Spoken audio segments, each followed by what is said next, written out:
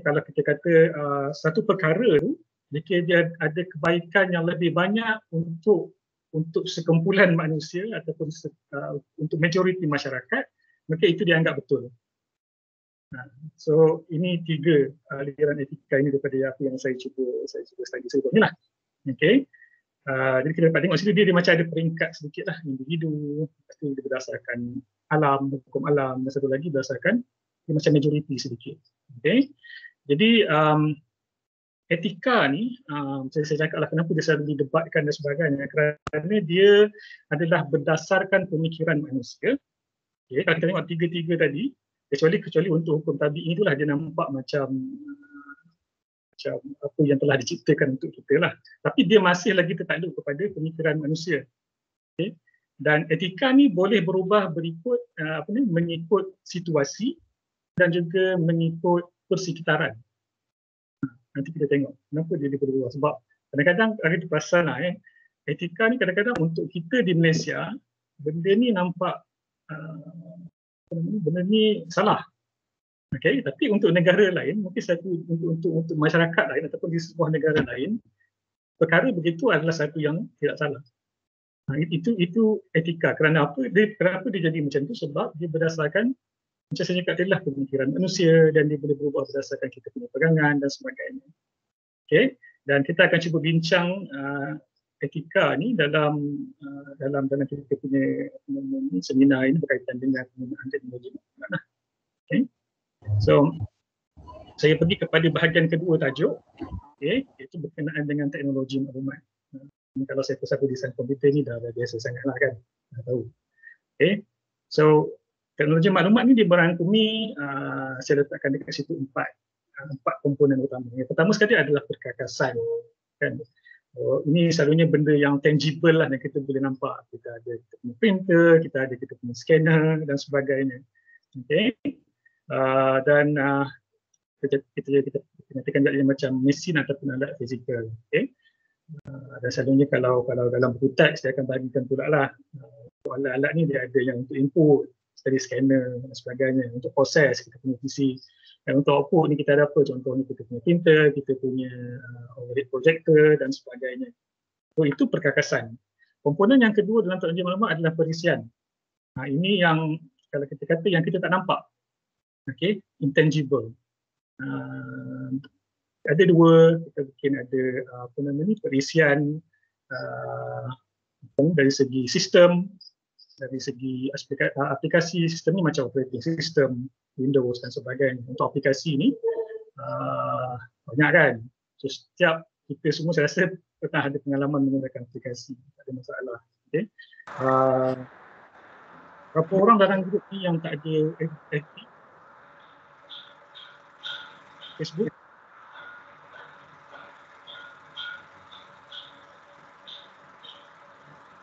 Pasti nak jawab. Kalau dalam kelas senang saya tanya.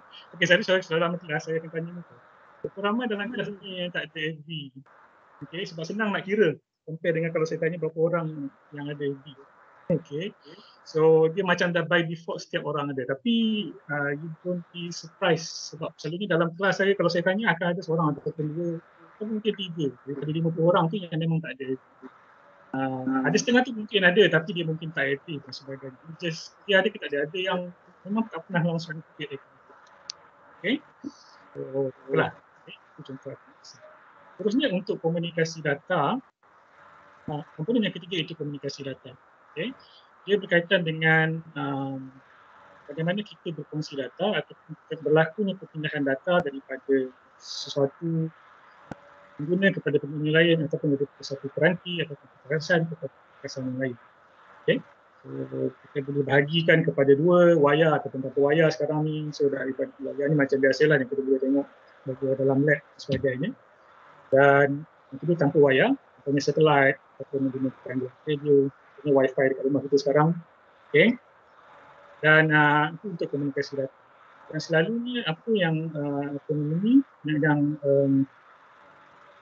apa yang berlaku sekarang ni lah kan, saya rasa semua orang sekarang ni ada smartphone. Okay, saya pasti kalau ada lagi yang masih guna Nokia 3310 tu. Okay, tapi sebenarnya kalau siapa yang ada anak di asrama, dia akan biasa lah dengan mungkin harga RM20, RM80 tu masih diperlukan untuk anak-anak di sekolah yang duduk di asrama. Okay. Siapa yang ada smartphone kan, walaupun handphone tu mahal, tapi kalau tak ada keupayaan untuk komunikasi data ni, okay, dia tak ada value lah. Okay, kalau dia tak ada data network. Okay. Itu dari segi komunikasi data. Dan selalunya komunikasi data ni dalam teknologi maklumat dia melibatkan banyak media, banyak jenis media. Okay. So kita boleh berkomunikasi menggunakan teks, contoh kita punya WhatsApp, Telegram, ataupun kita punya email, sebagainya. Image, ini pun selalu juga dihantar ataupun dikongsi. Audio, okay, ini pun dah makin agak famous juga. Sekarang kita ada aplikasi yang tengah boom juga sekarang ni, dipanggil Clubhouse. Biasa tak percaya mungkin ada yang dah pernah guna. Okay, kita gunakan audio je, okay, untuk kongsi sebagainya. Sebenarnya video. So video ni dia dah semakin mendapat tempat, okay, kerana sangat mudah untuk kita sekarang ni gunakan video dan sangat mudah untuk kita kongsikan video. Okay, so kalau kita tengok trend pun di dalam social media ni, kita consider YouTube tu sebagai part of the social media juga, sebab kita ada kita punya account dan sebagainya. Okay, so video ni antara macam YouTube contohnya, dia dari segi saya biasa tengok statistik dia, dari segi capaian untuk contohnya untuk pengguna ataupun netizen mencari maklumat. Okay, daripada di Google sekarang ni lebih banyak pergi kepada YouTube. Okay, sebab YouTube ni dia mungkin lebih, dia ada contohnya how it works and so on. So kita nampak lebih daripada just kita baca teks dan sebagainya. Itu trend semasa. Okay. Dan seterusnya komponen yang terakhir saya letakkan dekat situ adalah manusia dan pengguna itu sendiri. Kalau kita kata kita di UM, contohnya adalah kita lah sebagai pengguna, kita yang berada di depan PC itu, okay, ataupun kita yang berada di depan kita punya telefon bimbit. Okay. Yang perkakasan tadi, okay, yang kita nampak macam komputer kita tu je, apa yang kita ada. Tapi sekarang ni, termasuk juga dengan handphone. Okay, kita punya, kalau siapa yang pakai smartwatch dan sebagainya. Okay. Dan semua ni, komunikasi data, apa yang berlaku dalam perisian, apa yang perkakasan proses dan sebagainya adalah dalam bentuk digital. Adalah kita ada terma dunia digital. Okay. So apa-apa saja yang di dalam domain digital tu, datanya ada dalam bentuk binary lah. Okay, boleh masuk kelas Dr. Yamani lah. Tengok macam mana bit representation dan sebagainya. Okay, seterusnya. Okay, tadi saya dah bincang sedikit berkenaan etika. So kita dah bincang dua perkara berkaitan dengan tajuk, iaitu etika dan juga so, kalau ada apa-apa soalan, just terus interrupt saya. Gunakan voice lah. Okay. So seterusnya kita lihat apa itu, sedikitlah tapi saya dah cerita tadi, apa itu perbezaan antara undang-undang, etika dan budaya. Okay, satu lagi saya tambah sikit. Dan ada juga satu lagi last sekali saya letakkan di tajuk, iaitu polisi. Okay, so pertama sekali tadi kita dah bincang sikit etika. So, saya pergi kepada undang-undang dulu. So undang-undang ni, apa yang dimaksudkan dengan undang-undang? Ia adalah peraturan yang mewajibkan atau melarang tingkah laku masyarakat. Saya letakkan definisi peraturan. Sorry.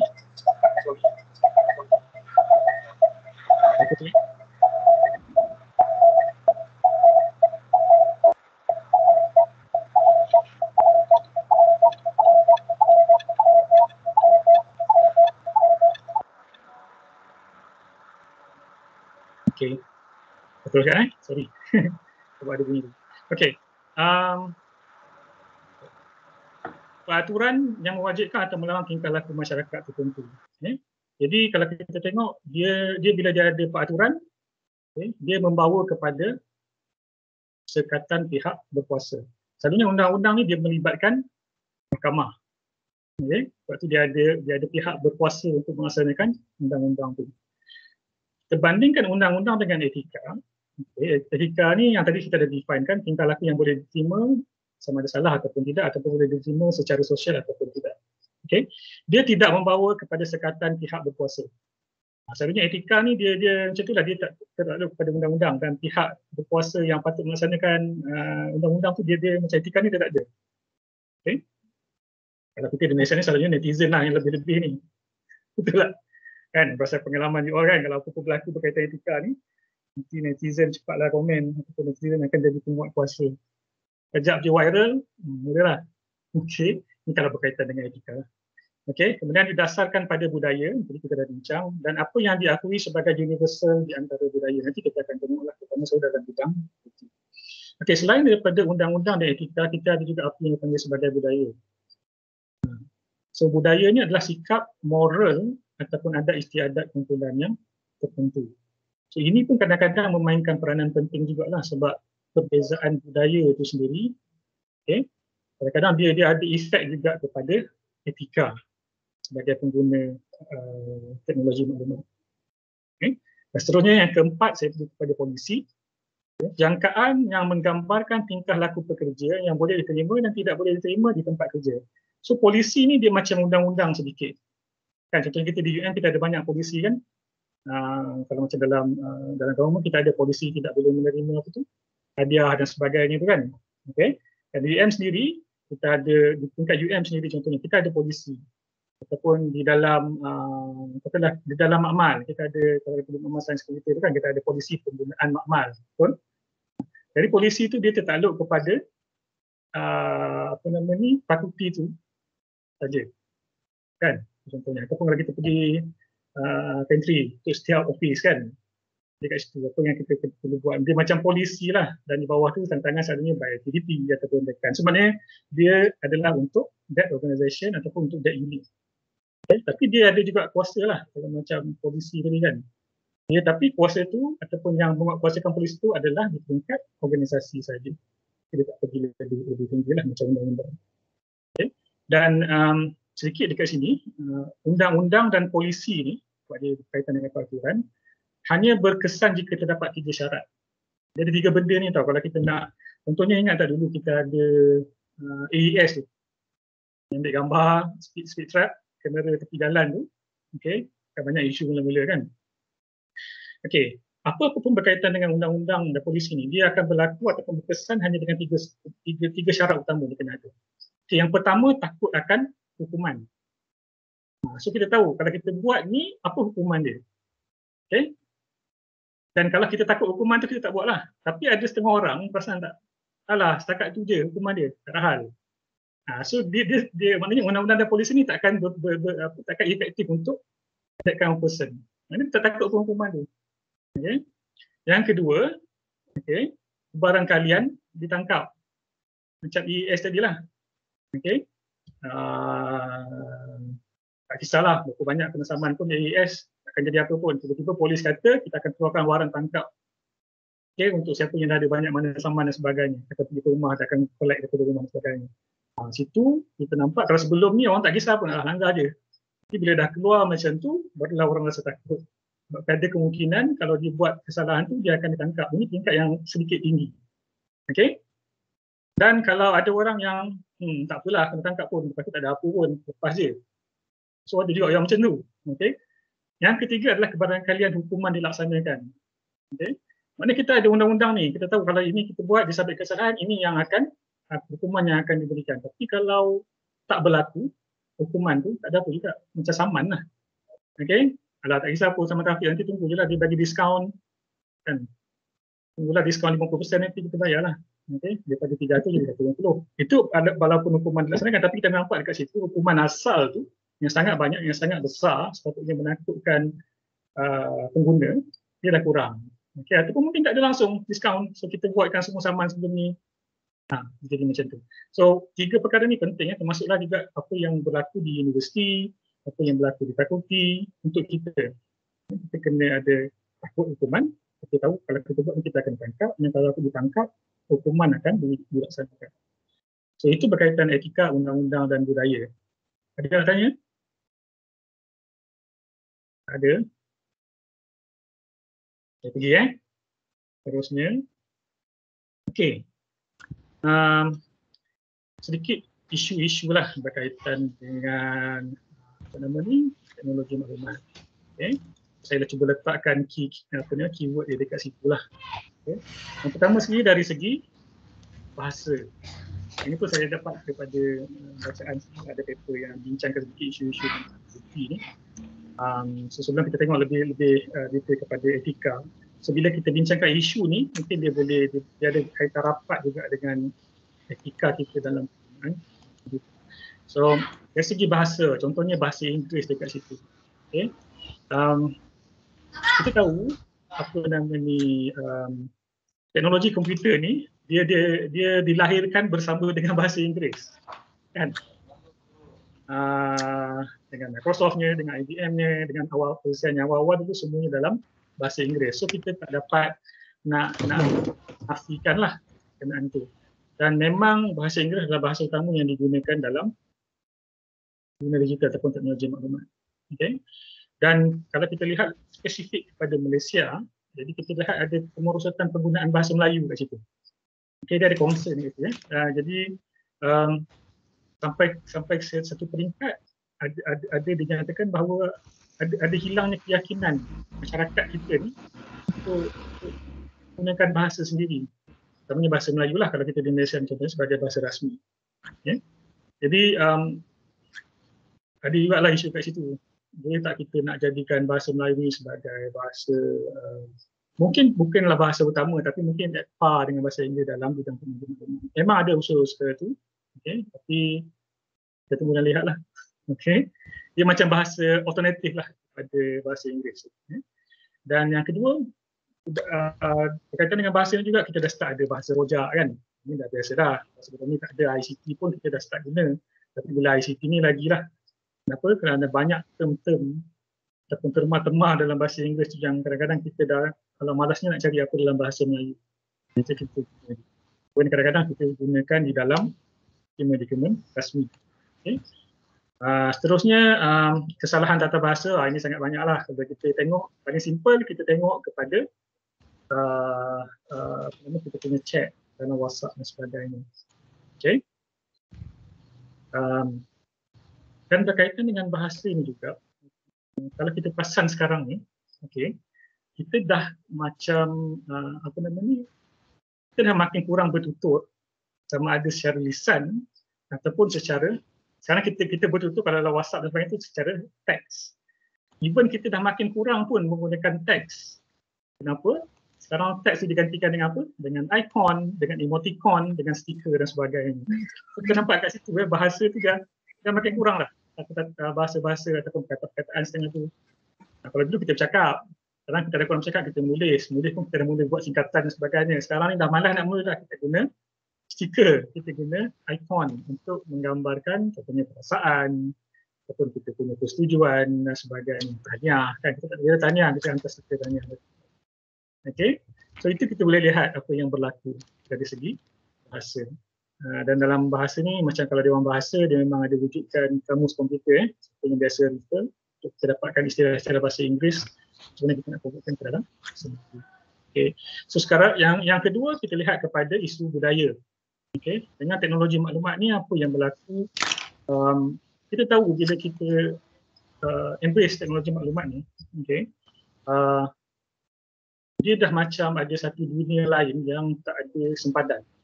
Kalau dunia fizikal ni kita tahu, kita di Malaysia, mana kita Thailand, Singapura, Indonesia dan sebagainya.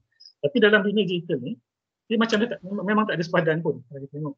Sebab kita ada identiti di dunia nyata ni lah yang kita nampak, kita masih ada sempadan lagi virtually dalam dunia maya. Tapi sebenarnya tak ada. Okay? Jadi kalau kita tengok sekarang berkaitan dengan budi pekerti dan akal ni, okay? Bahan-bahan daripada negara lain, macam tadi saya katalah, mungkin dari segi moral ni di negara tu okey, tapi dari segi kita di Malaysia ni macam kurang sesuai. Tapi benda tu dah lebih mudah sebab just one click Google ataupun YouTube kita dah boleh dapat macam-macam. Okay. Yang kedua hubungan masyarakat. Yang itu kita tengok jugalah apa yang berlaku. Okay. Satu isu juga bila kita dah terlampau banyak di dalam dunia digital, kita macam dah terlupa kita punya dunia yang fizikal. Dan hubungan kita bersama masyarakat secara fizikal pun sudah makin berkurang. Okay. Kemudian percakapan, ini macam saya rasa yang tadilah kita icon dan sebagainya. Pun cara-cara kita bercakap pun contohnya dah berbeza. Okay, kalau dulu kita biasa dalam ruang lingkup Malaysia, okay, Malaysia ni sebenarnya terkenal dengan susilanya, lemah lembut, percakapan dan sebagainya. Tapi bila kita dah terdedah, okay, dengan budaya luar dan sebagainya, kita nampak macam masalah lah dekat dunia tu pun, biasa je orang luar pun cakap. Okay, even yang cakap tu pun orang negara maju, bila cakap macam tu kan, itu salahnya. So that's one thing lah. Okay, fashion, sekejap je kan, fashion dekat negara lain, sekejap je ada, terus dah ada di Malaysia. Makanan dan sebagainya. Okay, maksudnya kita pergi kepada isu yang lebih spesifik lah kepada topik kita ini, iaitu berkaitan ini just sebagai fenomena tambahan lah. Okay, apa yang kita boleh nampak isu-isu berkenaan teknologi. Okay.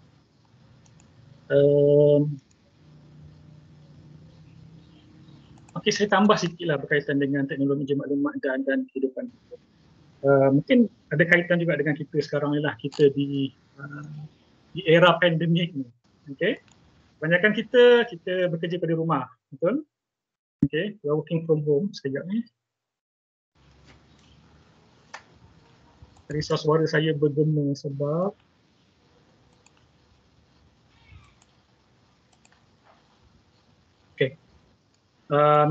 okay, setiap orang ya, kita sekarang ni semua tidak dibenarkan ke universiti, bekerja daripada rumah. Okay.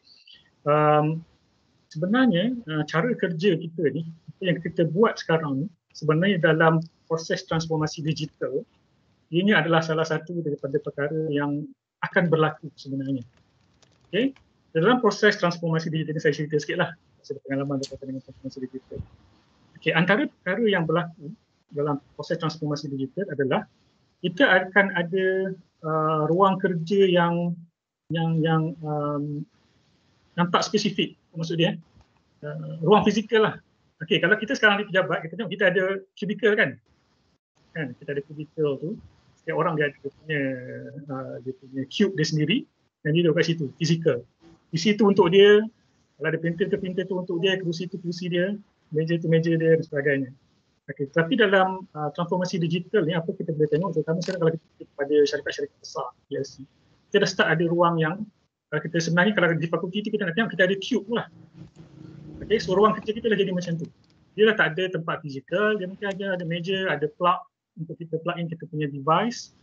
Okay, dan kita bekerja menggunakan kita punya device kita sendiri, dan kita duduklah di mana-mana yang kita nak, as long as kita selesa bekerja.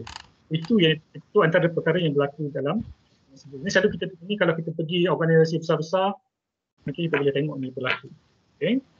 Lepas tu dalam era baru ni, transformasi digital juga, apa yang berlaku kepada kita sekarang ni, iaitu kita bekerja daripada rumah kan. Okay. Tapi sebenarnya begitu juga dengan transformasi digital. Semakin ramai pekerja yang dibenarkan untuk bekerja, dah tak perlu lagi duduk di office, sebab tadi kita tak ada ruang spesifik. Okay, you kerjalah dekat mana, you nak duduk dekat Starbucks ke, duduk kedai mamak ke, duduk kat masjid ke seharian sambil buat kerja, pulang. As long kerja tu diberi dan you dapat selesaikan. Okay, so you boleh bekerja di mana-mana, itu satu. Dan satu lagi, kan yang kita ada spesifik 8 9 sampai 5 hours. Ini satu lagi kan, yang belum ada lagi pada kita, kita boleh tengok di luar dah ada. Okay. So kerja tu dia tak ada spesifik time macam tadi lah, yang 8 ke 5. Okay. Dan BYOD, saya sebut tadi, bring your own device tu dah jadi satu macam, dia dah bukan jadi macam trend lah sekarang ni. Jadi macam rumah itu yang kita kena buat. Lepas tu dah sekarang kita dah kena beli laptop sendiri dan sebagainya kan. Okay, dah ada scheme untuk beli laptop dan sebagainya, dah tak berikan kita punya desktop. So dia saya nampak dia ke arah tu lah sebenarnya. Okay. Jadi kita memang tak boleh lari daripada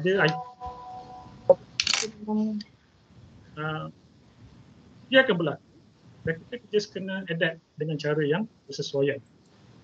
Okay. Jumpa je nak apply untuk vaksin, nak suntik vaksin pun semua proses dia semua ada dekat apps tu kan. So ada mobile phone sebagainya. So contoh.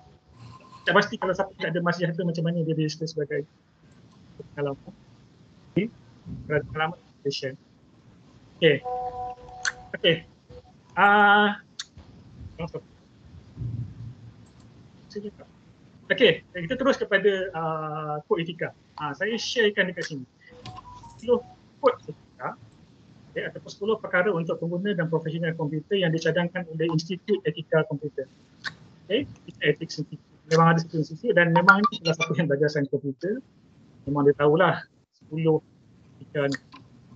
Jadi saya rasa untuk seminar kita ni saya nak fokus kepada sini je. Senang.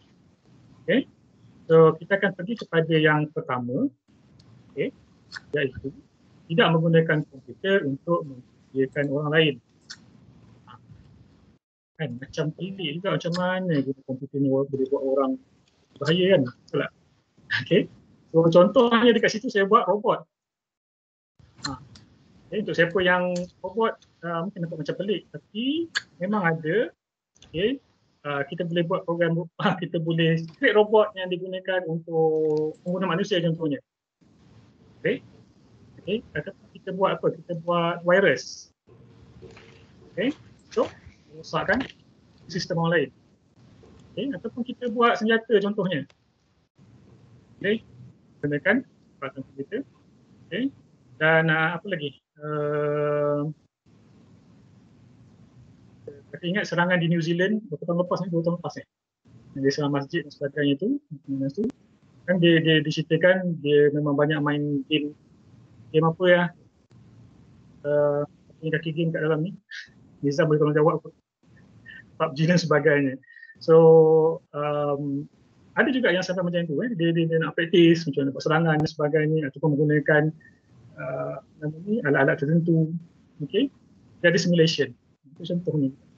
Jadi sebenarnya apa pun yang berlaku, komputer bukanlah alasan kita untuk melakukan perkara yang tak baik. Walaupun kita kata bukan saya yang buat lah, komputer tu yang buat. Kan? Betul lah, komputer yang buat, tapi siapa yang program komputer itu untuk buat? Untuk melaksanakan task yang berkenaan. Ia adalah pengguna itu sendiri, kita sendirilah siapa yang create program tu.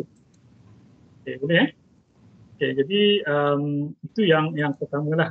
Apapun yang berlaku, dia adalah tanggungjawab pengguna. So kita jangan bahayakan orang lain. Itu yang etika yang pertama. Untuk etika yang kedua, kita jangan gunakan IT ni untuk mengganggu kerja komputer orang lain. Ataupun kita sebagai pengguna, kita tak seharusnya mengganggu kerja komputer orang lain. So saya letak kat situ contoh dia, sabotage. Apa yang kita boleh sabotage contohnya? Tengah kita buat kerja, tiba-tiba lewat down. Dia memang sebabkan isu dengan hardware yang memang natural punya isu, tak apa. Yang adalah siapa-siapa yang tak puas hati, kan, tarik kabel ni, this, kan, sabotage network, satu paku tidak ada contohnya. 1 UM tak ada. Itu boleh. Tapi dia gunakan kepakaran dia untuk hack to the system, dia just buat null service attack. So, semua orang tak boleh gunakan komputer. Ataupun itu dari segi network, ataupun paling mudah lagi satu, kita tutuplah main switch untuk elektrik dekat fakulti ni, kat UM ni. Kan, so tengah guna tiba-tiba blackout. Itu boleh juga.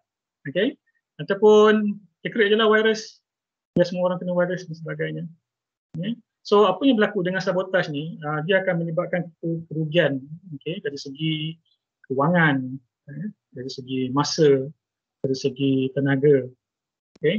Dan kalau kita dalam bidang computer security, sabotage ni memang ada berlaku dan dilaporkan. Dan selalunya antara sebab utama sabotage ni berlaku ataupun siapa yang selalu buat sabotage ni adalah, contohnya adalah daripada pekerja itu diberhentikan daripada syarikat tu. So sebelum dia berhenti, dia tengok apa-apa benda yang boleh untuk dia sabotage syarikat tu selepas dia diberhentikan nanti. Ataupun dia kena pindah department ke, kalau bos aku ni mumpah lah. Siaplah dia. Ambil semua dokumen dia apa yang perlu, tanya nak sabotage. Macam itulah. Itu contoh yang saya bagi. Tapi itu memang berlaku. So itu yang berkaitan etika yang kedua. So janganlah kita ganggu kerja komputer orang lain. Untuk yang ketiga, tidak membelik fail komputer orang lain. Itu satu lagi. Okay.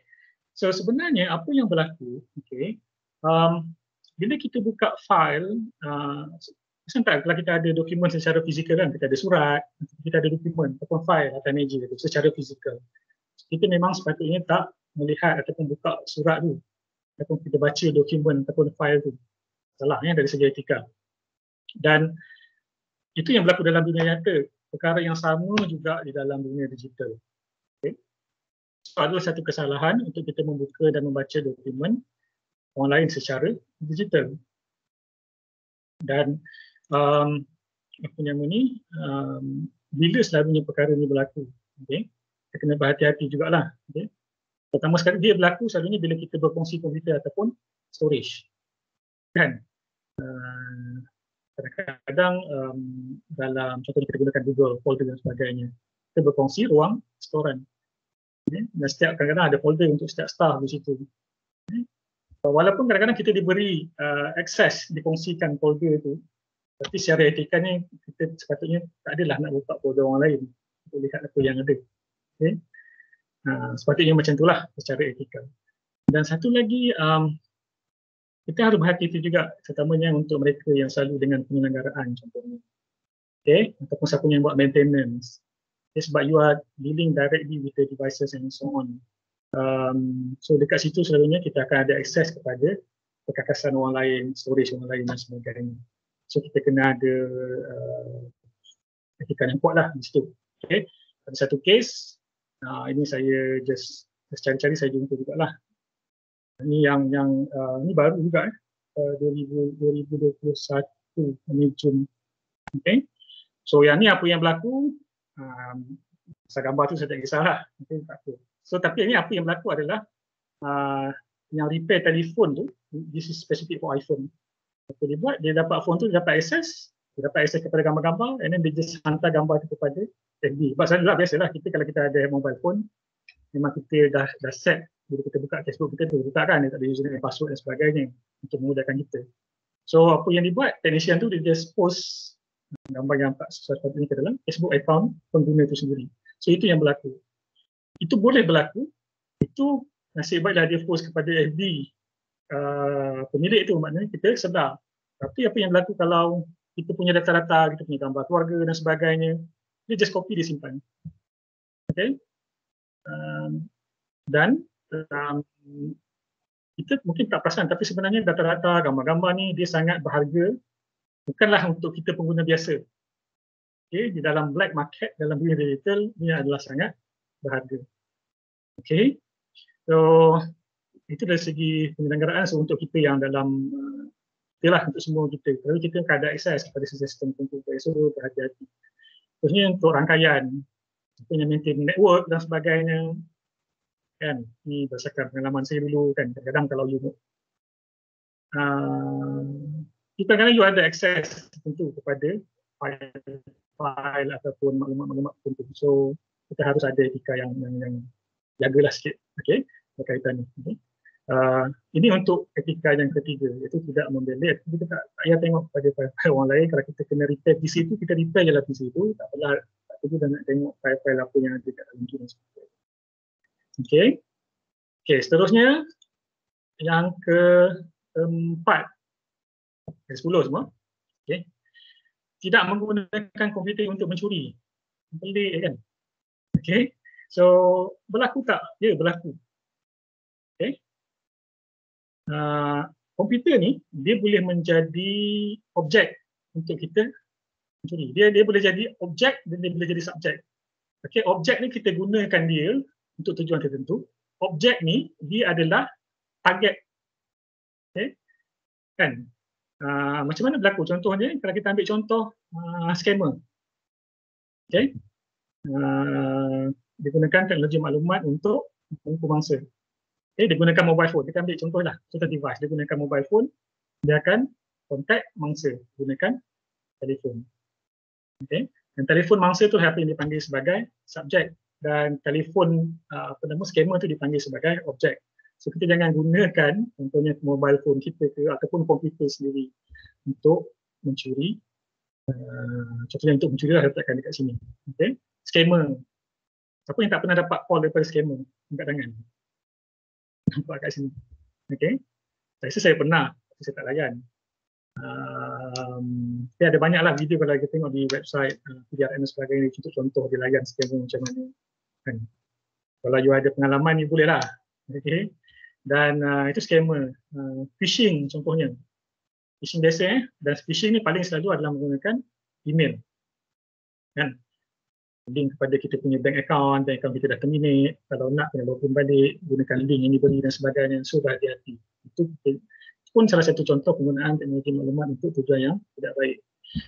Phishing ni boleh berlaku juga menggunakan QR code. So berhati-hati. So QR code tu selalu sangat kita guna sekarang ni dalam MySejahtera kalau kita nak masuk kedai dan sebagainya. Okay. Dalam MySejahtera mungkin spesifik untuk MySejahtera lah. Mungkin dulu saya ingat masa mula-mula dulu, masa mula PKP tahun lepas, ada setengah tempat, setengah kedai. Saya ingat saya pergi ke orang utama kot, salah saya dulu, scan, dia ada barcode tu, tapi dia akan bawa link kepada macam Google Form dia sendiri untuk dia collect maklumat. Ada satu masjid di Sungai Merah. Okay. Sama juga saya nak pergi solat Jumaat, dia buat barcode, dia scan, dia akan link kepada Google Form. Okay. So berhati-hatilah kalau macam tu. Kalau saya lah contohnya saya ada niat jahat. Apa saya buat, saya letakkan barcode saya dalam banyak-banyak yang tampal-tampal dekat dinding, dekat kursi tu. Saya gantikan 2 ataupun 3 dengan saya punya barcode yang link kepada satu form lain yang untuk saya sahaja. Saya dapat maklumat peribadi pengguna. You all tak perasan pun. Kan? Mana kita tak perasan pun perbezaan dekat barcode tu. Okay. So berhati-hatilah, itu satu contoh yang mungkin kita tak nampak. Macam email tadi mungkin kita dah biasa kita nampak. Barcode ni dia memang kita perlu berhati-hati. Terutama sekali kalau kita ada iklan-iklan di kawasan yang public. Dekat bus stand tu adanya nak masuk pertandingan ni, scan dan sebagainya. So berhati-hatilah. Okay. Itu yang keempat. Okay. Seterusnya yang kelima, tidak menggunakan komputer untuk menjadi saksi palsu. Tiba pula jadi saksi. Apa ini masukkan dengan saksi palsu? Okay. So masa bila pula kita jadi saksi? Okay.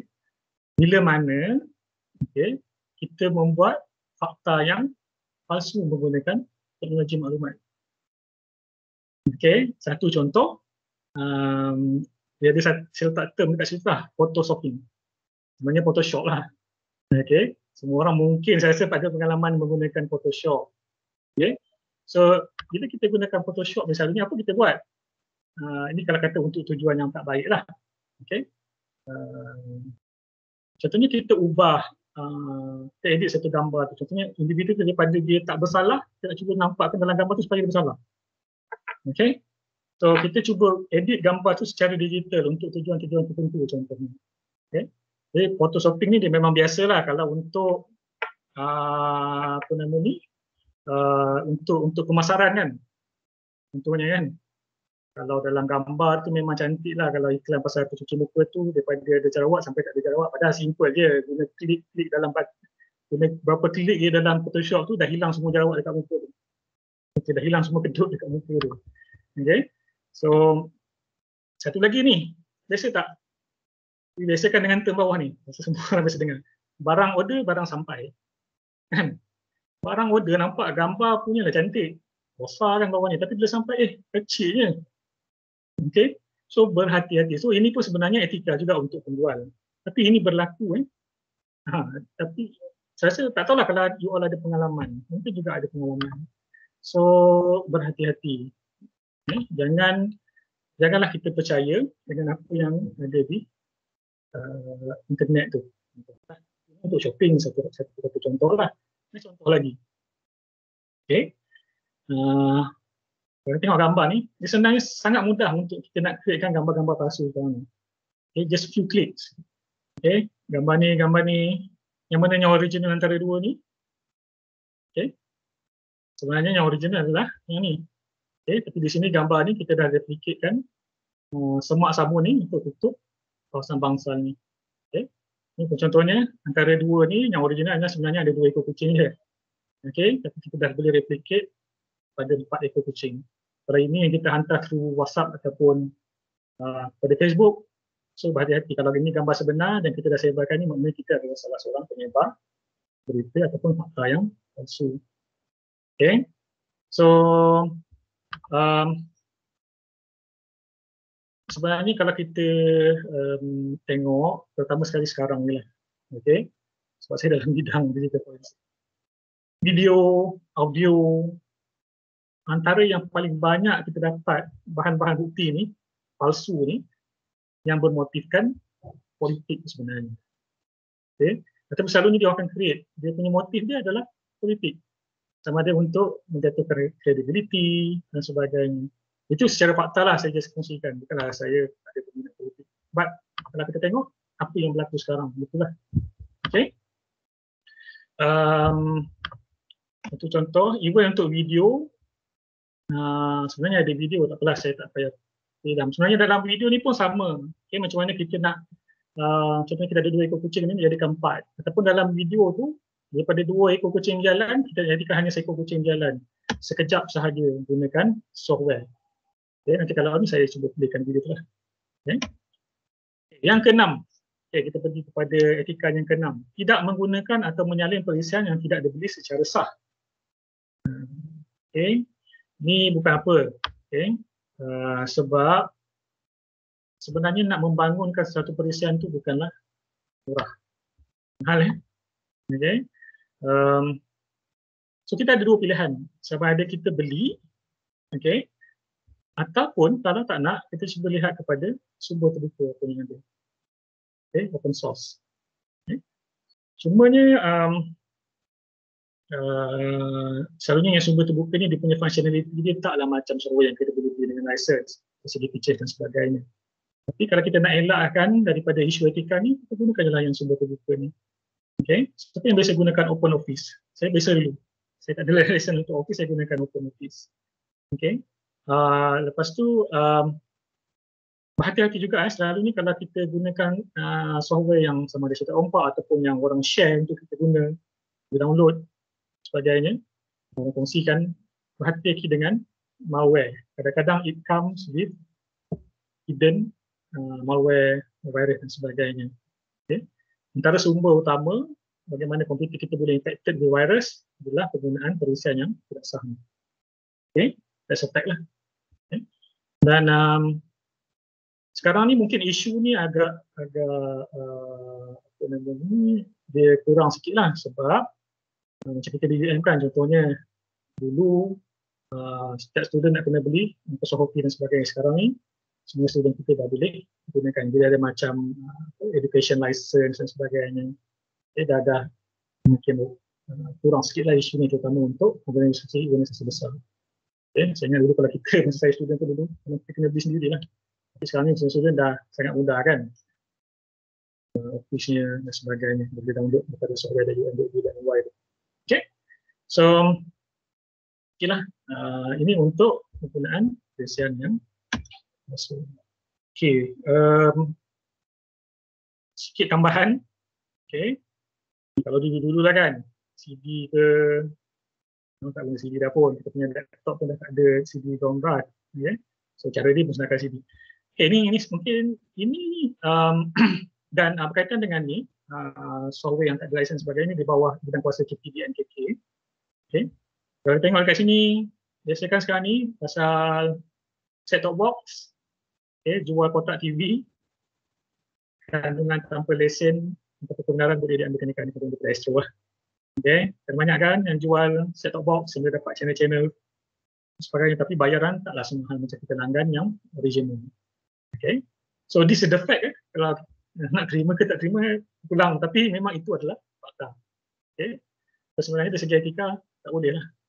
Okay, even dari segi undang-undang pun, kalau kita tengok kat sini, dia boleh dan dikenakan. Okay. Sebab kita menggunakan, ada satu lagi selepas ni, menggunakan akta intelek orang lain. Okay. Yang ketujuh, tidak menggunakan sumber komputer orang lain tanpa kebenaran ataupun sembahyang bayaran. Okay. Jadi contohnya simple je lah. Kita nak betul-betul, kita je ambil jenis rumput orang sebelah, kita guna rumput kita. Saya bagi tahu dia pun, pasti tak boleh. Okay. gunakan harta orang lain. Ini paling tak tahu mungkin ada berlaku ataupun tidak. Kita gunakan internet jiran sebelah kita. Kita tak ada internet, malah nak subscribe, kita ambil je internet jiran sebelah kita gunakan. Okay. Apa yang biasa dengan hacking dan sebagainya, kalau dengan default setup wifi dekat rumah untuk Unify dan sebagainya, kemungkinan untuk orang lain dapat password tu adalah. Okay. Saya tak kata 100% selamat dan saya tak kata 100% kita boleh dapat. Tapi kemungkinan terdapat tu ada, you just Google, you just pergi YouTube je tengok. Ada banyak cara macam mana you nak dapatkan wifi password. Okay. So berhati-hatilah, janganlah. Okay, sepatutnya. Dan itu contohnya internet, kita gunakan wifi. Kita gunakan perkakasan dan perisian orang lain. Contohnya apa nama ni, device kawan kita. Contohnya. Okay. Atau kita nak guna sistem, kita gunakan username dan password kawan kita. Kita tak ada akses pada sistem tu. Okay.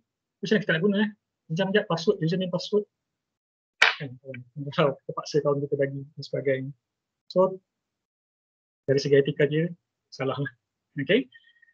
So, itu yang kita akaun orang lain tadi.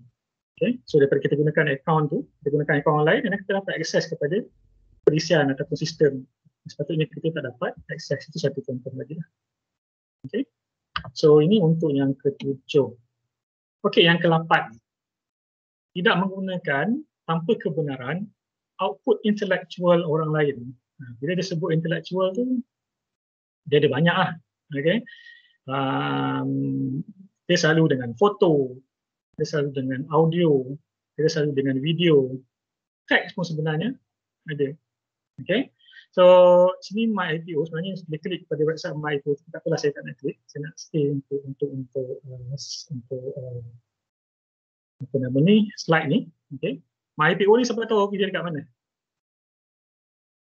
Siapa pernah pergi? Dekat je dengan kita kat UN tu. Okay. Pergi di belakang Menara Maybank tu kan? Bangsa. Di belakang Menara Maybank tu. Okay. Office MyIPO. Okay. Saya pernah pergi sekali ke 2 kali. Tak ingat. Okay. So dekat situ sebenarnya kalau kita nak apply untuk patent, kita nak apply untuk hak cipta, kita nak apply untuk tanda dagangan ataupun cap dagangan. Okay. Kita nak apply untuk reka bentuk perindustrian ataupun petunjuk geografi. Okay. Saya cuba share juga lah macam ni.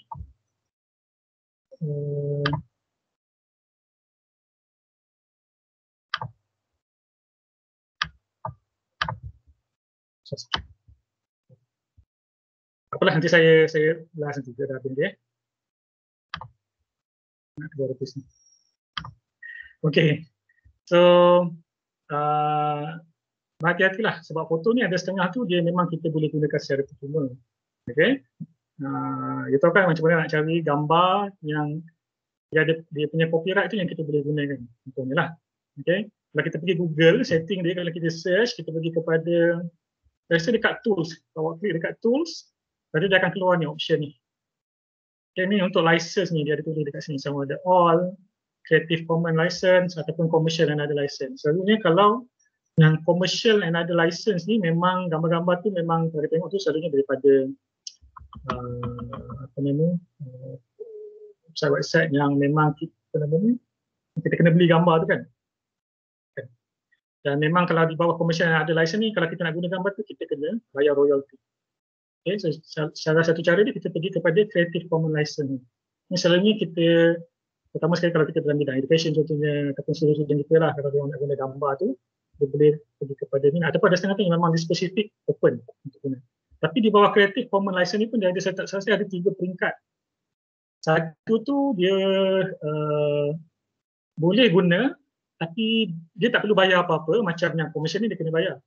Yang Creative ni dia boleh guna, tapi dia kena mention, dia ambil itu daripada satu persiapan yang create. Macam site lah. Okay. Level yang kedua, dia pun boleh guna, dia tak perlu site, tapi yang dia boleh guna tu hanya untuk, contohnya untuk pendidikan. Ataupun yang tak ada profit punya aktiviti. Yang kedua. Yang ketiga tu, Um, Tadi yang pertama, yang kedua tu dia memang boleh guna, tak kisah pun.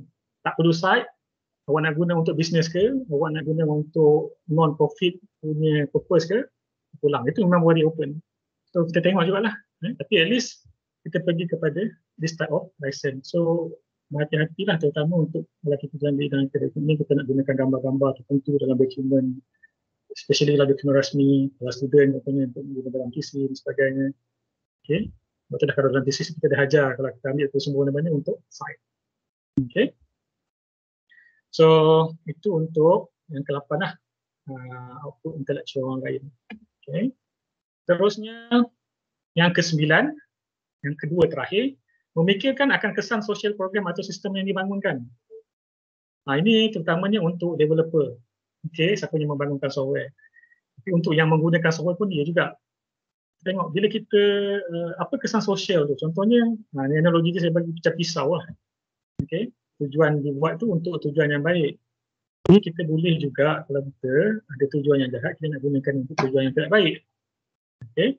Cuma dekat sini kalau kita yang membangunkan sistem tu, kita tengok kalau keburukan dia 5 tapi kebaikan dia 10, okey lah.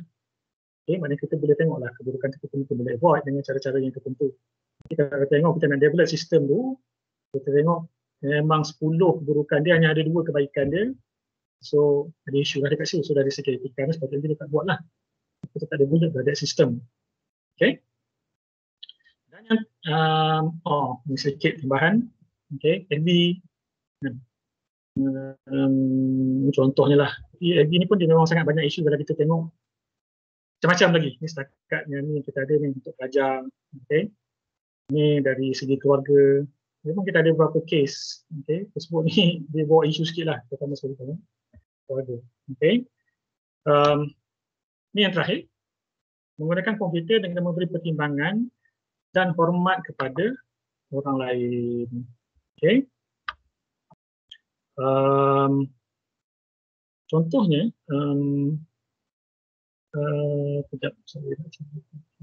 kesan. Okay. Kenapa? Poin saya letak kesan kat situ. Lebih besar ataupun sama dengan. Kesan apa yang berlaku dalam dunia digital, okay, selalunya dia lebih besar ataupun at least sama je dengan apa yang berlaku dalam dunia nyata.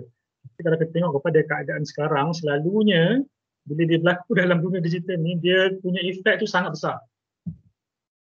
Okay? Kan? Kenapa? Kerana dalam dunia digital ni, selalunya benda tu dia cepat dikongsikan, cepat sampai. Okay? Cepat untuk orang faham dan sebagainya.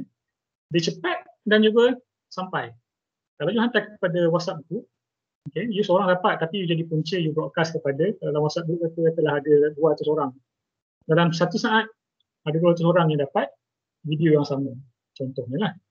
Kalau video tu baik tak apalah, tapi kalau video contohnya adalah maklumat palsu. Okay?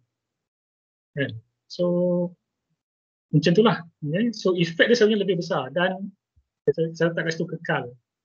Video tu you dah share, you seorang punca, tapi you dah share kepada 200 orang, so dia akan kekal dalam 200 mobile phone tu kalau dia orang dah download. So dia akan ada kat situ. Kalau kata salah lah Pak Tani, you delete that file, but that file is already dah ada dalam another 200 mobile phone. Okay, so susah lah contoh. Okay. So cepat je sebenarnya apa yang berlaku. Dia kalau benda viral ni, kita kan 2 minggu lepas kan, bukan kes lah, kejap je perkataan bodoh-bodoh tu kan, kejap je dia trend. Kadang-kadang saya perasan juga dia sekejap je, tiba-tiba je inilah banyak komen. Saya entah yang komen tu entah tengok kita video tu pun tak tahu, sedap nak komen je. Okay, so saya tak adalah kata saya tak ada komen pasal konten video tu, tapi macam mana benda tu berlaku sekejap je. Okay. Dalam dunia sekarang ni. So kita haruslah berhati-hati dan kenapa dekat situ kena beretika dalam dunia digital ataupun bila kita menggunakan teknologi maklumat. Kenapa? Kerana kita ni dalam dunia nyata ni, okay, saya Ainuddin. Tapi saya juga ada saya punya digital twin ataupun kembar saya di dalam dunia digital. Okey. Kita panggil macam avatar kan. Avatar ni term lain kan, tak salah saya daripada mana. Macam itulah lebih kurang. Okey. Kita perasan tak kadang-kadang setengah-setengah kawan kita ni ataupun orang yang kita kenal ni, di dalam dunia nyata ni kan, karakter dia macam ni tau. Macam okay, karakter dia Z. Tapi bila dia dalam dunia digital, karakter dia tiba-tiba berubah daripada Z jadi A. Okay. So, kenapa dia berbeza sangat dalam dunia digital compare dengan dunia nyata? So, itu pun kita boleh tengok berlaku sebenarnya. Okay. Kerana dunia nyata senyap je dia ni. Tapi dalam dunia digital, punyalah banyak komen. Okay, punyalah aktif dan sebagainya. Okay. Sebenarnya, kita harus berhati-hatilah sebab apa yang kita lakukan dalam dunia digital tu sebenarnya juga represent kita dalam dunia fizikal. Okay. Walaupun kita kata we are very vocal dalam dunia digital, tapi dalam dunia fizikal kita tak vocal. Tapi faktanya adalah itu adalah kita sebenarnya. Sebab kita yang menulis, kita yang bercakap, kita yang buat aktiviti itu, kita yang upload that comment and so on. Okay. So identiti kita di dalam dua-dua domain ya, ataupun dua-dua dunia, saya selalu panggil dunia lah. Kita ada dua dunia, dunia fizikal ni, satu lagi dunia digital. So, kalau etika kita macam ni di dunia nyata ni, begitulah juga etika kita seharusnya di dalam dunia digital. So, berhati-hati. Sekarang kita tak sedar. Kan? Kalau kat Facebook tu kita nak komen ataupun dalam WhatsApp tu, kalau kita tak setuju, macam lah, cepat je kan, sampai dengan dunia fizikal. Okay, so itulah 10 etika dalam penggunaan IT. So kita ada juga apa yang dipanggil sebagai net ethic. Itu saya sebut netiquity. Okay, equity pun dia orang sebut juga. So dia pun ada, sini ada 10 juga. Okay. Dia bukan ada juga pertimbangan dengan apa yang saya dah bincang tadi, tapi kita cuba tengok. Yang pertama sekali, remember the human. Okay. Saya kena besarkan sikit. Sini. Sorry. Okay, so remember the human, do not harm. So ini itulah kita harus tahulah sebenarnya dalam dunia digital tu pun, bila kita bercakap, bila kita berkomunikasi, orang tu juga adalah manusia. Cuma cara kita bercakap tu melalui medium digital. Kita tak rasa macam kita cakap secara fizikal daripada depan-depan macam ni, ataupun bila kita bercakap melalui phone atau WhatsApp macam ni, tiba-tiba kita rasa macam lain. So, kita kena ingat at the end, adalah juga manusia yang kita sedang berkomunikasi. Okay. So dekat sini share and express feeling. So macam kita bercakap dengan manusia, kan bila kita cakap salam sejahtera, maknanya kita memang mendoakan dia dan sebagainya. Okay. Itu yang pertama. Yang kedua, know where you are in the digital space. Okay. So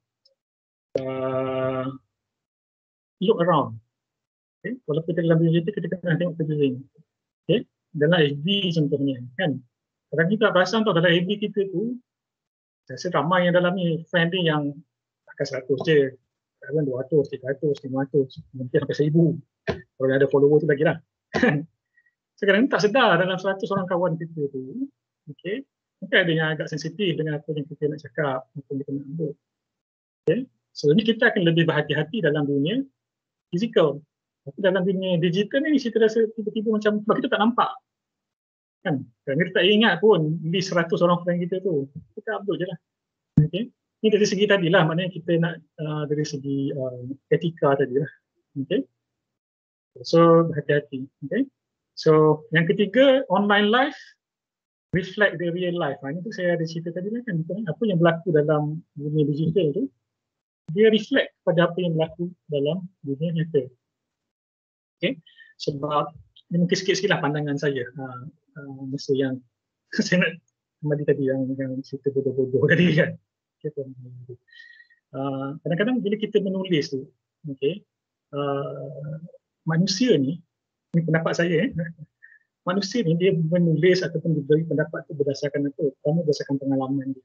Yang kedua berdasarkan pengalaman dia, yang kedua berdasarkan pengetahuan dia, apa yang dia baca, apa yang dia tahu. Dan yang ketiga berdasarkan sekeliling dia, apa yang dilihat, pengalaman dia dan sebagainya.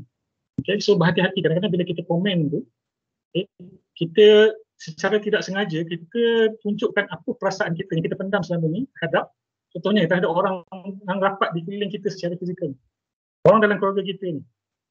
Kadang-kadang kita nak komen, kita setuju dengan topik dia, tapi sebenarnya dia reflect apa sebenarnya perasaan kita pada suami kita, apa perasaan kita pada suami kita, kepada isteri kita, kepada anak-anak kita, kepada ibu ayah kita. So, hati-hatilah dari segi itu. Okey. Yang keempat, respect time and bandwidth. Ini macam saya ni sebab diberikan 2 jam sekarang apa-apa ya. Belum lagi kan, cukup 2 jam lagi. Okay, 2 jam lebih. Okay. So, ini pun kena tengok juga. Okay. Kalau kita kata meeting yang kita set dalam jadual tu hanya nak untuk 1 jam. So, dalam masa 1 jam kita kena habiskan. Ataupun kelas, kita kata kita akan habiskan dalam masa setengah jam. Setengah jam dan jadi kita nak buat sendiri dan sebagainya. So, kita kena respect. Okay. Sebab apa? Kita tengok dekat sini ada setengah orang, mungkin tak semua antara kita yang ada network access. Mungkin tak semua orang macam kita yang ada luxury untuk ada device. Sekarang kita ada bukan 1, kita ada 2, 3 device untuk connect ataupun buat meeting dan sebagainya untuk online class. Kita ada setengah student, mungkin dia kena share devices contohnya. Okay. So, itu pun kita kena respect lah. Okay. Yang kelima, make yourself look good online. Okay. Quality but not quantity. Quality but not quantity. Okay. Dekat sini yang tadi point adalah check facts and links. So apa-apa kita nak kongsi, fakta dia kita check betul-betul. Kan? Kita dengan setengah orang kan dia memang kita tahu dalam grup ni, kita tahu memang dia ni lah memang kalau apa-apa yang benda yang tak confirm lagi memang dia lah yang nombor 1 nak share. Lepas tu nanti tiba-tiba dah tak betul lah, nanti tak nak kita kena cok sampai macam tu kan. Kita nak jadi yang the first untuk share. Okay, tapi kita tak pun nak usaha untuk check. Okay. So, itu satu. Itu yang kelima lah. Yang keenam, share expert knowledge. Ini satu lagi yang keenam ni, bila kita dalam dunia digital ni, okay, kalau kita ada, kita jangan rocket untuk berkongsi lah. Okay, sebab ilmu tu dia lebih bermakna bila kita kongsikan dengan orang lain. Kadang kita tahu, tapi orang lain tak tahu macam mana effect. Okay. So, share experience and create summary and so on. Okay. Yang ketujuh, check your opinions and emotion. Ini mungkin berkaitan juga dengan apa saya cerita tadi dengan kita punya komen, apa yang kita nak cakap dan sebagainya. Yang ketujuh, yang ke-8, respect others' privacy. Okay. So don't publish without permission. Contohnya ada gambar-gambar. Kadang-kadang kawan kita bagi kita, kawan bagi kepada kita untuk kita sebenarnya. Kita dengan mudah aja kita nak share. Macam biasa lah. Kan? Aku dah rahsia ni tapi aku nak cerita dengan kau tu. Jangan cerita orang lain. Biasa lah tu kan. So, kita kena respect lah privacy orang lain. Okay, yang ke-9, don't abuse your power. Ini satu lagi. Dalam dunia digital tadi macam kita kata lah, dia macam mungkin kita ada kuasa. Okay. Kita nak macam, bila dalam dunia internet kita nak kita jadi center of focus apa kita nak kita lah. Apa pun pandangan korang apalah aku pandangan yang betul. Contohlah. Tapi kalau dia ada power ni macam susah sikit lah nak cerita, tapi saya rasa you all faham je apa pun, don't abuse your power. Dan yang ke-10, forgive mistake. Okay, macam kita tadi lah dalam dunia digital ni, kemungkinan untuk kita buat kesilapan tu daripada apa yang kita dah bincang banyak-banyak ni memang ada. Okay, saya sendiri pun ada banyak pengalaman tu. Okay, jadi macam dalam dunia nyata kita berlapang dada lah. Okay. Kadang-kadang kita tahu data tu tak betul tapi kawan kita post sama ada kita tegur dia mungkin secara personal. Kita tak perlu tegur dalam group. Seperti contoh. So, kita tegur secara kita PM balik dia secara personal. Tak perlu nak berdebat dalam group tu. Okay. Tak perlu nak tunjuk kita pandai dan sebagainya. Okay. Ataupun kalau kita rasa apa yang kita buat salah, okay, ataupun tak betul, mungkin ada yang kurang sesuai. Kita ringan mulut lah untuk atau ringan jari lah untuk menaik maaf dan sebagainya. Okay, so sebenarnya benda ni kita boleh elakkan kalau kita berhati-hati lah. Okay, so saya boleh kongsikan sikit. Okay, ini saya rasa last. Salah, ni lah. Okay, last. Sorry, gambar ni dia tak ikut turn. Okay, kalau kita di penjawat awam, okay, kita ada ni penerapan etika penggunaan media sosial dalam sektor awam itu dikeluarkan. Okey, kenapa benda ni kita kena tengok? Okey, kenapa sekarang ni? Okey, dalam sikit pun saya tambah berkaitan dengan transformasi digital yang saya cakap tadi. Kita perasan tak sekarang ni, kalau dulu WhatsApp tu kita guna untuk apa? Untuk kita communicate secara personal. Facebook kita guna untuk apa? Kita kongsi kita punya sendirilah secara untuk pribadi. Penggunaan pribadi, Facebook, WhatsApp dan sebagainya. Apa berlaku sekarang? WhatsApp jadi medium rasmi tak untuk kita punya kerja? Jadi kan, kadang-kadang arahan bos kita tu WhatsApp. Dulu WhatsApp ni tak diterima sebab dia memang personal punya apps. Kita install kat mana? Kat mobile phone kita pun, bukan mobile phone office bagi. Tak. Mobile phone kita, apps pun sebenarnya untuk pribadi, tapi sekarang ni kita tengok kerja tu dia dah melangkau domain tu. Maknanya perisian pribadi ni dah jadi macam satu benda yang diterima untuk tugas-tugas rasmi. Itu contoh WhatsApp, Facebook. Berapa banyak organisasi, berapa banyak, memang kebanyakan organisasi, memang semua organisasi kot. Okay? Dia ada Facebook page dia sendiri. Benda tu daripada personal, sekarang dah jadi macam formal. Kalau dia tak ada Facebook page, dia tak ada Twitter account untuk that organisation, so dia macam tak follow dia ni lah. Dia macam tak update dengan teknologi lah, dia akan ketinggalan. Padahal itu adalah sebelum ni dalam untuk kegunaan fizikal. So dekat situ sebenarnya dia ada nak kata konflik ke ataupun dia macam sempadan tu dia tak nampak sangat. Perasan tak? Kan? Maknanya kita punya apa ni yang dulu di dalam domain peribadi dah digunakan untuk kita punya kerja-kerja rasmi. So kita kena berhati-hati sikit kat situ lah. Okay, sebab tu saya rasa yang ni dikeluarkan oleh Mampu. Okay, contohnya saya ada highlight dekat situ. Okey, kat sini dah saya pergi kat sini. So dia ada peraturan pegawai awam kelakuan dan tertib 1993. So media sosial sama ada dalam urusan rasmi ataupun peribadi adalah seperti yang terpakai dalam media-media lain. So prinsip-prinsip yang sama sebagaimana pengucapan awan ataupun penulisan secara rasmi ataupun tidak rasmi. So apa yang you komen dekat Facebook tu, okey, apa yang you post dekat Twitter tu, so dianggap sebagai, tengok dekat sini, macam pengucapan awam. Maknanya macam you cakap untuk public. So berhati-hatilah. Kadang kita tak setuju dengan satu perkara tapi terutama sekali yang berkaitan dengan kita punya kerja. So kena tengok tu. Okay. Pegawai awam dilarang menggunakan media sosial untuk tujuan pribadi sewaktu-waktu pejabat. Ini satu juga. Okay. Tapi kita nak kena tengok juga apa yang kita nak kena update Facebook. Kita nak kena like. Jadi setengah organisasi tu dia bagi KPI point. Siapa yang like dia punya posting untuk that organisation lah. Contohnya lah.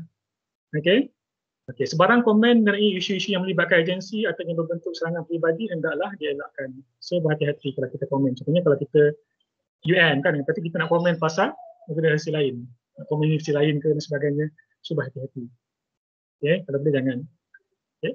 Ketepatan dan sensitiviti maklumat yang ingin kita sampaikan hendaklah disemak terlebih dahulu. Kita dah bincang banyak tadi. Semak. Kalau tak pasti, tak payah simpan je. Okay. Kita tunggu daripada yang rasmi. Okay. Kemudian hak cipta dan harta intelek itu kena berhati-hati. Pegawai awam seterusnya akui pada umum jika kita buat apa kesalahan ataupun ada pembetulan, kita kena betulkan. Kalau kita rasa yang kita buat tu ada yang tak betul lah dan sebagainya. Okay. Okay. Dah habis slide saya.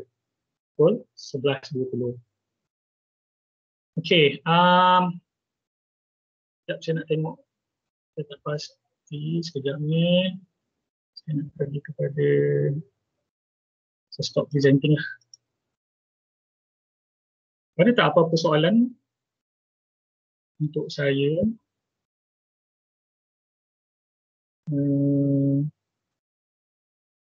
Kat mana yang ada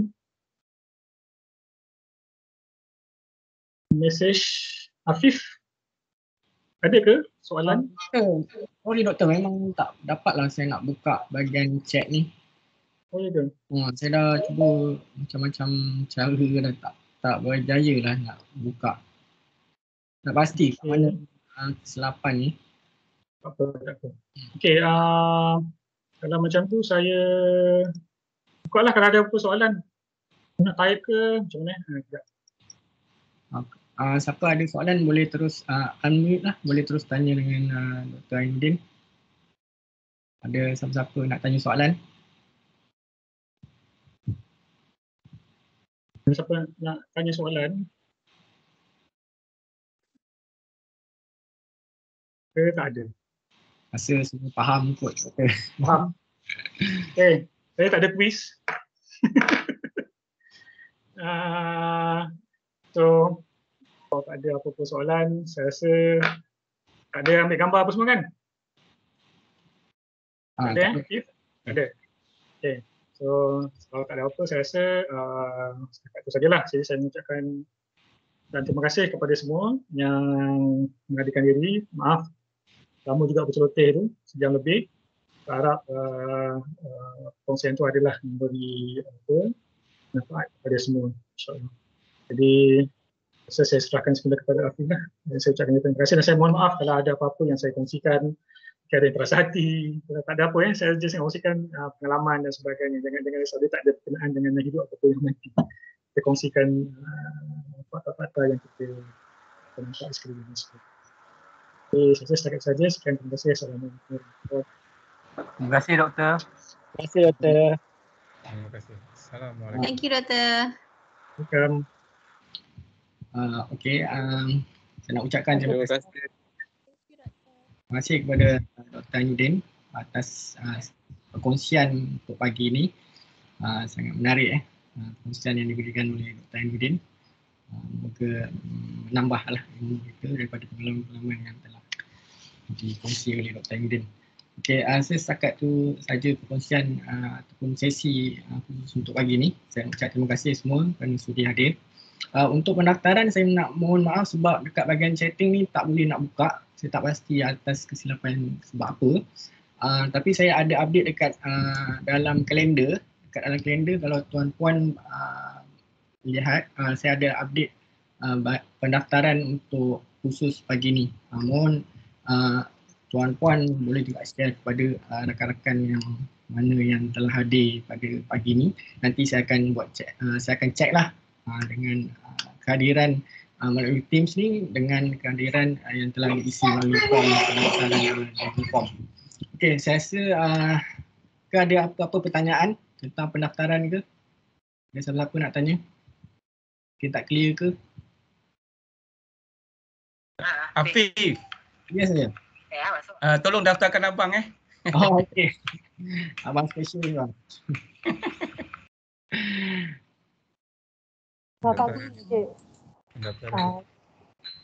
Tadi I masuk using link yang klik saya share. So macam mana nak buat pendaftaran? Dan Siu Chin Ya. You ada dekat kalender ada dapat tak invitation? Tak ada. Tak ada. Boleh bagi you punya email nanti. Tapi you dekat you punya sekejap Boleh. Nanti I hantar dekat you punya email. Boleh. Email? Boleh. Terima kasih. You punya email apa? tansc@um.edu.com. Tan SC Okay. Thank you. Okay. Anyone?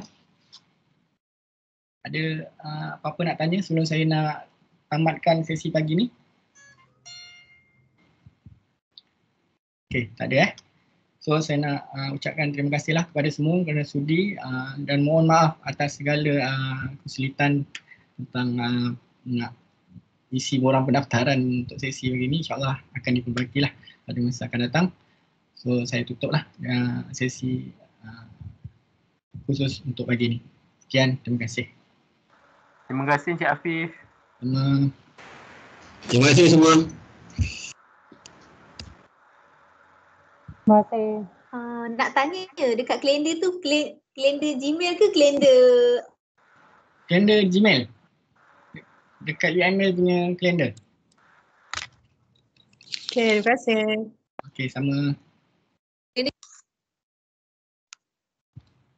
Ya, Nurul Afika. Tak ada lah pula.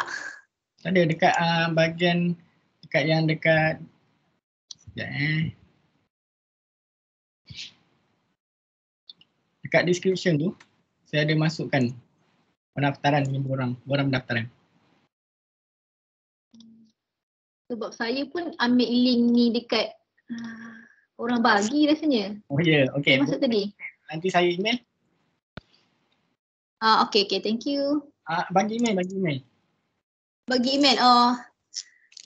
Afika Ramli. Afika Ramli.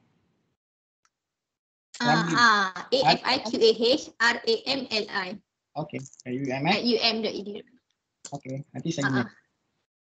Okay, thank you. Welcome.